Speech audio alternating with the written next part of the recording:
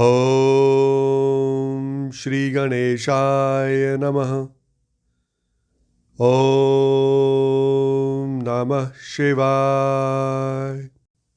मैं अभिजीत शर्मा योगिक स्वाध्यायम के हमारे पॉडकास्ट शिव पुराण विद अभिजीत में आप सबका एक बार फिर हार्दिक अभिनंदन करता हूं। तो चलिए आज हम अपने अगले एपिसोड को आरंभ करते हैं। आज हम शिव पुराण की दूसरी संहिता रुद्र संहिता के तीसरे खंड पार्वती खंड के 34वें अध्याय से आगे बढ़ेंगे। 34वां अध्याय, जिसका शीर्षक है सप्त ऋषियों के समझाने तथा मेरु आदि के कहने से पत्नी सहित हिमवान का शिव के साथ अपनी पुत्री के विवाह का निश्चय करना तथा सप्त ऋषियों का शिव के पास जा उन्हें सब बात बताकर अपने धाम को जाना।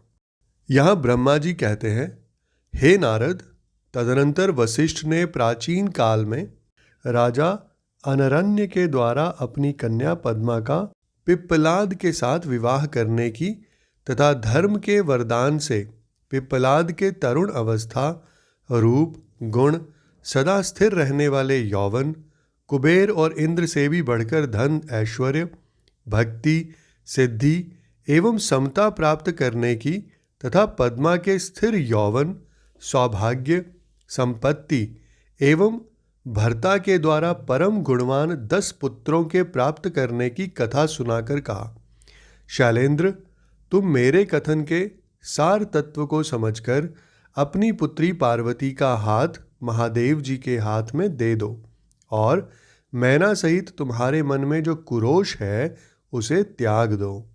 आज से 1 सप्ताह व्यतीत होने पर अत्यंत शुभ और दुर्लभ मुहूर्त आने वाला है।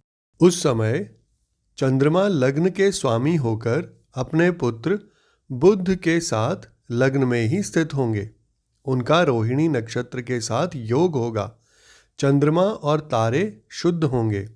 मार्गशीर्ष मास के अंतर्गत संपूर्ण दोषों से रहित सोमवार को, जबकि लग्न पर संपूर्ण शुभ ग्रहों की दृष्टि होगी, पाप ग्रहों की दृष्टि नहीं होगी तथा बृहस्पति ऐसे स्थान पर स्थित होंगे जहां से वे उत्तम संतान और पति का सौभाग्य देने में समर्थ होंगे।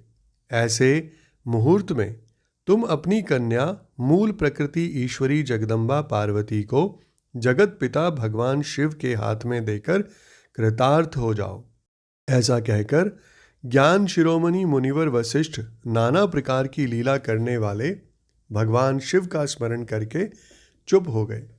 वशिष्ठ जी की बात सुनकर सेवकों और पत्नी सहित गिरिराज हिमालय बड़े विस्मित हुए और दूसरे दूसरे पर्वतों से यूं बोले। हिमालय ने कहा, गिरिराज मेरु, साह्य, गंधमादन, मंदराचल, मैनाक और विंध्याचल आदि पर्वतेश्वरों, आप सब लोग मेरी बात सुने। वशिष्ठ जी ऐसी बात कह रहे हैं, अब मुझे क्या करना चाहिए? इस बात का विचार करना है। आप लोग अपने मन से सब बातों का निर्णय करके जैसा ठीक समझें वैसा करें। हिमाचल की यह बात सुनकर सुमेरु आदि पर्वत भली भांति निर्णय करके उनसे प्रसन्नतापूर्वक यूं बोले। पर्वतों ने कहा, हे महाभाग, इस समय विचार करने से क्या लाभ? जैसा ऋषि लोग कहते हैं उसके अनुसार ही कार्य करना चाहिए। वास्तव में यह कन्या देवताओं का कार्य सिद्ध करने के लिए ही उत्पन्न हुई है। वास्तव में यह कन्या देवताओं का कार्य सिद्ध करने के लिए ही उत्पन्न हुई है। इसने शिव के लिए ही अवतार लिया है, इसलिए यह शिव को ही दी जानी चाहिए। यदि इसने रुद्रदेव की आराधना की है और रुद्र ने आकर इसके साथ वार्तालाप किया है तो इसका विवाह उन्हीं के साथ होना चाहिए। इसके उपरांत ब्रह्मा जी कहते हैं कि हे नारद, उन मेरु आदि पर्वतों की यह बात सुनकर हिमाचल बड़े प्रसन्न हुए और गिरिजा भी मन ही मन हंसने लगी। अरुंधति ने भी अनेक कारण बताकर, नाना प्रकार की बातें सुनाकर और विविध प्रकार के इतिहासों का वर्णन करके मैना देवी को समझाया। तब शैलपत्नी मेनका सब कुछ समझ गईं और प्रसन्न चित्त हो उन्होंने मुनियों को, अरुंधति जी को और हिमाचल को भी भोजन कराकर स्वयं भोजन किया। तदनंतर ज्ञानी गिरिश्रेष्ठ हिमाचल ने उन मुनियों की भली भांति सेवा की। उनका मन प्रसन्न और सारा भ्रम दूर हो गया था। उन्होंने हाथ जोड़कर प्रसन्नतापूर्वक उन महर्षियों से यूं कहा। हिमालय बोले, हे महाभाग सप्तऋषियों, आप लोग मेरी बात सुने। मेरा सारा संदेह दूर हो गया है। मैंने शिव पार्वती के चरित्र सुन लिए हैं। अब मेरा शरीर, मेरी पत्नी मैना, मेरे पुत्र पुत्री, रिद्धि सिद्धि तथा अन्य सारी वस्तुएं भगवान शिव की ही हैं, दूसरे किसी की नहीं। फिर ब्रह्मा जी ने कहा, हे नारद, ऐसा कहकर हिमाचल ने अपनी पुत्री की ओर आदर पूर्वक देखा और उसे वस्त्राभूषणों से विभूषित करके ऋषियों की गोद में बिठा दिया। तत्पश्चात वे शैलराज पुनः प्रसन्न हो उन ऋषियों से यूं बोले, यह भगवान रुद्र का भाग है, इसे मैं उन्हीं को दूंगा, ऐसा निश्चय कर लिया है। इसके उपरांत ऋषि बोले कि हे गिरिराज, भगवान शंकर तुम्हारे याचक हैं, तुम स्वयं उनके दाता हो और पार्वती देवी भिक्षा हैं। इससे उत्तम और क्या हो सकता है। हे हिमाचल, तुम समस्त पर्वतों के राजा, सबसे श्रेष्ठ और धन्य हो, अतः तुम्हारे शिखरों की सामान्य गति है। तुम्हारे सभी शिखर सामान्य रूप से पवित्र एवं श्रेष्ठ हैं। इसके उपरांत ब्रह्मा जी नारद जी से कहते हैं कि हे नारद, ऐसा कहकर निर्मल अंतःकरण वाले उन मुनियों ने गिरिराज कुमारी पार्वती को हाथ से छूकर आशीर्वाद देते हुए कहा, हे शिवे, तुम भगवान शिव के लिए सुखदायिनी हो, तुम्हारा कल्याण होगा। जैसे शुक्ल पक्ष में चंद्रमा बढ़ते हैं, उसी प्रकार तुम्हारे गुणों की वृद्धि हो। ऐसा कहकर सब मुनियों ने गिरिराज को प्रसन्नतापूर्वक फल फूल दे विवाह के पक्के होने का दृढ़ विश्वास कर लिया। उस समय परम सती सुमुखी अरुंधति ने प्रसन्नतापूर्वक भगवान शिव के गुणों का बखान करके मैना को लुभा लिया। तदनंतर गिरिराज हिमवान ने परम उत्तम मांगलिक लोकाचार का आश्रय ले हल्दी और कुमकुम से अपनी दाढ़ी मूछ का मार्जन किया। तत्पश्चात चौथे दिन उत्तम लग्न का निश्चय करके परस्पर संतोष दे वे सप्तऋषि भगवान शिव के पास चले गए। वहां जाकर शिव को नमस्कार और विविध सूक्तियों से उनका स्तवन करके वे वशिष्ठ आदि सब मुनि परमेश्वर शिव से यूं बोले। ऋषियों ने कहा, हे देवदेव महादेव, हे परमेश्वर, हे महाप्रभो, आप प्रेम पूर्वक हमारी बात सुने।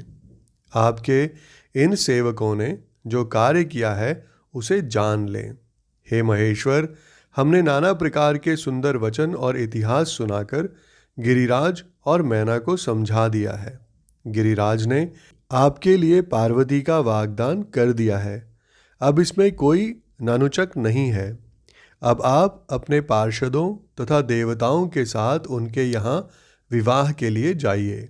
हे महादेव, हे प्रभो, अब शीघ्र हिमाचल के घर पधारिए और वेदोक्त रीति के अनुसार पार्वती का अपने लिए पाणी ग्रहण कीजिए। सप्तऋषियों का यह वचन सुनकर लोकाचार परायण महेश्वर प्रसन्न चित्त हो हंसते हुए इस प्रकार बोले। महेश्वर बोले, हे महाभाग सप्तऋषियों, विवाह को तो मैंने ना कभी देखा है और ना सुना ही है। तुम लोगों ने पहले जैसा देखा हो उसके अनुसार विवाह की विशेष विधि का वर्णन करो।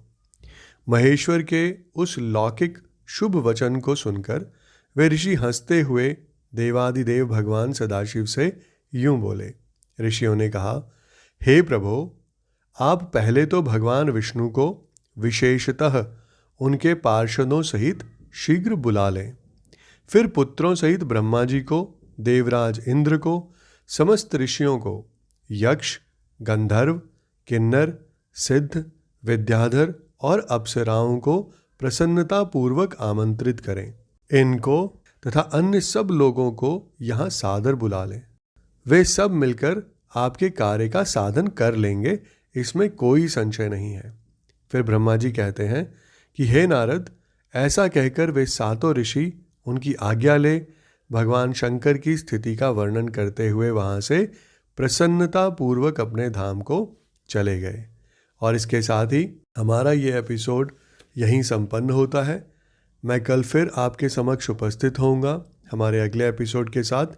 आप सभी का मुझे इतने धैर्य एवं ध्यान से सुनने के लिए बहुत बहुत धन्यवाद।